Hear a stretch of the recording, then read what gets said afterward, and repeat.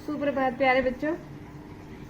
आज हम अगला पाठ यानी तीसरा पाठ अतीत के दबे पांव करेंगे और इसके लेखक श्री ओम थानवी हैं।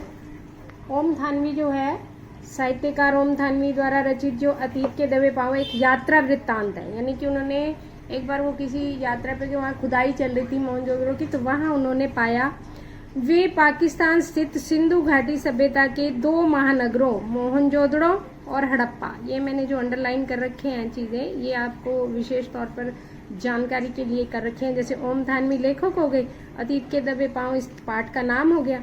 यहाँ पर जो पाठ में जिक्र है जिन दो सभ्यताओं का, वो है मोहनजोदड़ो की और हड़प्पा की।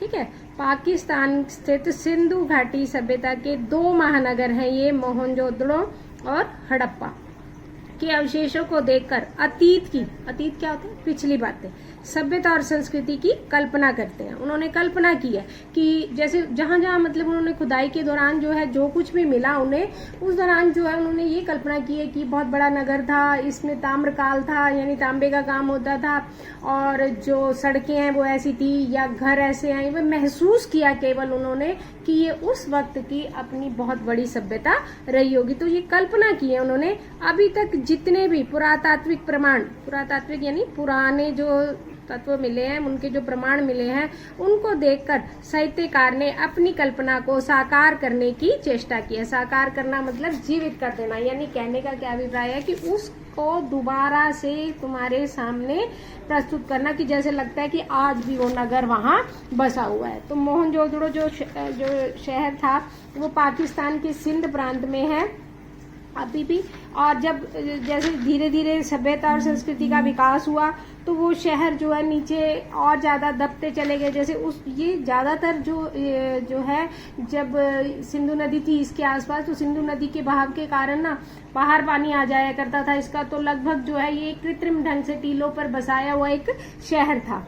ठीक है, और उसके जो है हड़प्पा शहर की साक्ष्यों की पूर्ण रूप से हमें प्राप्ति इसलिए नहीं हो पाई क्योंकि जैसे जैसे रेलवे लाइन बिछाई गई, यानी कि हड़प्पा के विकास के अधिकांश जो साक्ष्य हैं वो रेलवे लाइन बिछाने के कारण पूरी तरह से नष्ट हो गए। यानी आधुनिक काल की विकास की भेंट के चढ़ गए वो, क्योंकि आधुनिक काल में विकास हुआ और विकास के कारण जो है ये शहर जो है धीरे धीरे इसके साक्ष्य जो है धीरे धीरे नष्ट होते गए।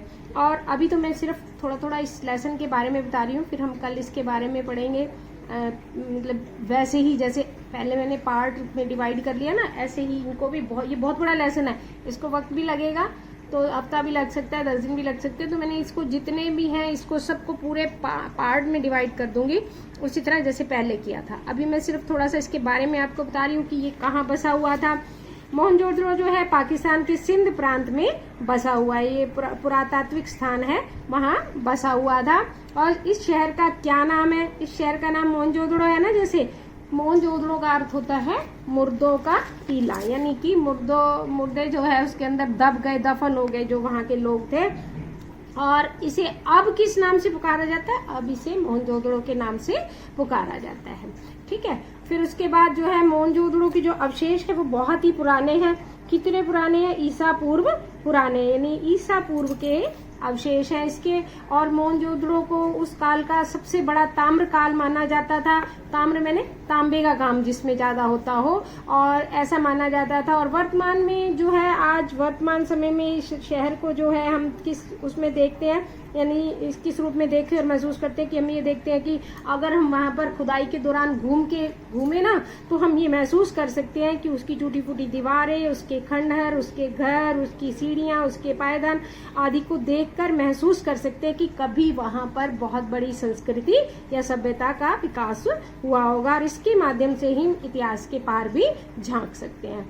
और मोहनजोदड़ो में जो है शहर की जो व्यापकता थी बहुत बड़ी थी। वहाँ के जो लोग थे वो मतलब ये समझ लीजिए कि मोहनजोदड़ो अपने समय का बहुत बड़ा शहर रहा होगा, और लगभग 5,000 साल पहले, 500 वर्ष पहले, ठीक है, 5,000 500 वर्ष पहले की बात बताई उसने कि आज के महानगर से भी बड़ा था। ये जो है कम से कम नहीं तो 200 हेक्टेयर क्षेत्र में ये जितनी भी चीजें हैं, कयास का अर्थ होता है अनुमान लगाना, अनुमान के आधार पर बताया जा रहा है। ये नहीं है कि वास्तविकता हमें जो मैं बता रही हूँ या लेसन जो बता रहा है वो वास्तविकता है। उन्होंने भी अनुमान के आधार पर क्यास लगाया, क्यास के आधार पर ये बताया कि ये सब चीजें जो है ऐसी रही होंगी, क्योंकि जब खुदाई के दौरान जो चीजें मिली थी ना उससे सिर्फ अनुमान ही लगाया जा सकता था।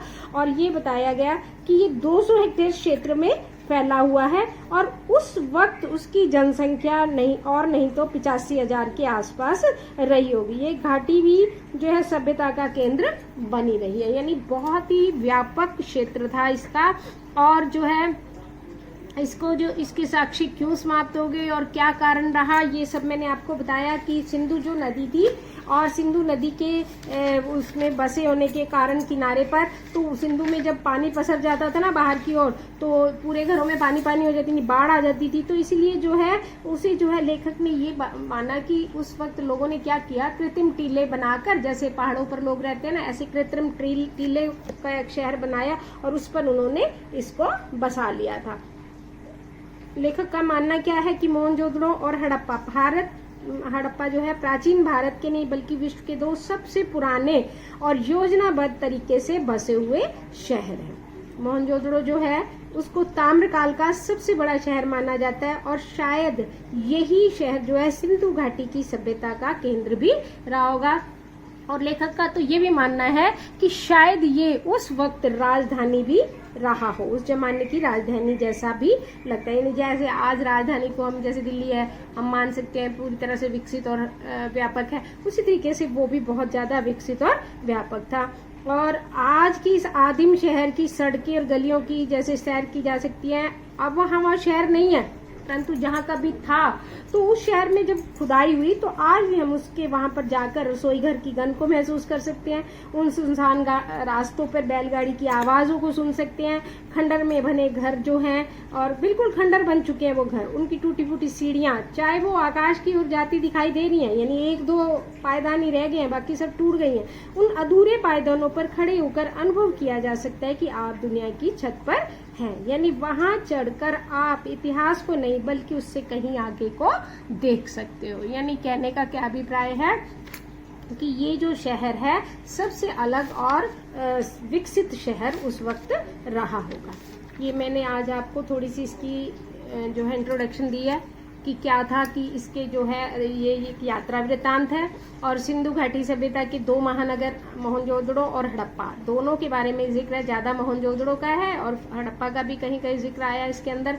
और अतीत की जो सभ्यता और संस्कृति है उसकी कल्पना को साकार करने का लेखक ने इसके अंदर प्रयास किया। इससे संबंधित जो मैंने आपको इसकी इंट्रोडक्शन दी है वो मैं छोटा छोटा सा एक बार क्वेश्चन के तौर पर 5-6 ये बनाए हैं मैंने, इसको आप आज अपनी रफ कॉपी पे सॉल्व कर लेना। पहले यही करना, मोहनजोदड़ो कहाँ बसा हुआ है? मोहनजोदड़ो जो है पाकिस्तान के सिंध प्रांत में बसा हुआ था। यानी कि इस शहर के नाम का अर्थ, इस शहर का नाम तो मोहनजोदड़ो है, यानी आधुनिक नाम जो अभी से जैसे ये क्वेश्चन है कि इसे अब किस नाम से पुकारते हैं, इसे जो है अब मोहनजोदड़ो के नाम से पुकारते हैं, लेकिन उस नाम का अर्थ है मुर्दों का टीला। यानी अगर आपसे कोई ये पूछा जाए कि मोहनजोदड़ो का क्या अर्थ है तो उसका अर्थ होता है मुर्दों का टीला। अगला क्वेश्चन है, हड़प्पा शहर के साक्ष्यों की पूर्ण रूप से प्राप्ति क्यों नहीं हो पाई है?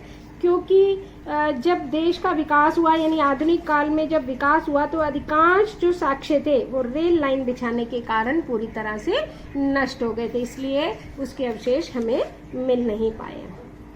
अगला है, मोहनजोदड़ो के अवशेष कितने पुराने हैं? मोहनजोदड़ो के अवशेष जो है ईसा पूर्व के हैं, यानी 26वीं सदी की ईंटें उसमें पाई गई थी, तो माना जा सकता है कि वो ईसा पूर्व के हो सकते हैं। मोहनजोदड़ो को किस काल का सबसे बड़ा शहर माना जाता है? मोहनजोदड़ो को ताम्रकाल का सबसे बड़ा शहर माना जाता है। अगला है, वर्तमान में इस शहर को किस रूप में देखा और महसूस किया जा सकता है? यानी अब, वर्तमान तो अब है ना, तो वर्तमान में हम इसे कैसे देख सकते हैं कि जैसे हम जब खुदाई के दौरान अगर हम उस गलियों में घूमे, सूनी पड़ी जो गलियां हैं या सड़कें हैं, जब मैं आगे आपको इस पार्ट के बारे में बताऊंगी तो महसूस करोगे आप भी कि वहां पर कैसे सड़कें रही थी, गलियां थी, नालियां थी ढकी हुई। तो बहुत सारी चीजें ऐसी हैं जो आज के समय में हम देखी जा सकती हैं, यानी जो टूटी फूटी दीवारें हैं या खंडर हैं या दहलीज है या छोटी मोटी सीढ़ियों के पायदान टूटे फूटे हैं, तो इससे हम जो है इतिहास के उस पार झांक सकते हैं, यानी मोहनजोदड़ो को जो है उस रूप में देखा और महसूस किया जा सकता है। मोहनजोदड़ो की शहर की व्यापकता के विषय में बताइए कि ऐसा व्यापक था कि ये बहुत बड़ा शहर रहा होगा अपने समय में, और 500 वर्ष पूर्व जो है इसे महानगर की शायद संज्ञा भी दी गई हो, और ये क्षेत्र जो है 200 हेक्टेयर में फैला हुआ था, और इसकी जो आबादी है वो कम से कम उस वक्त 85,000 की रही होगी, यानी कि ये अपने समय की सभ्यता का एक बहुत बड़ा केंद्र रहा होगा। आज हम इतना ही करेंगे। धन्यवाद।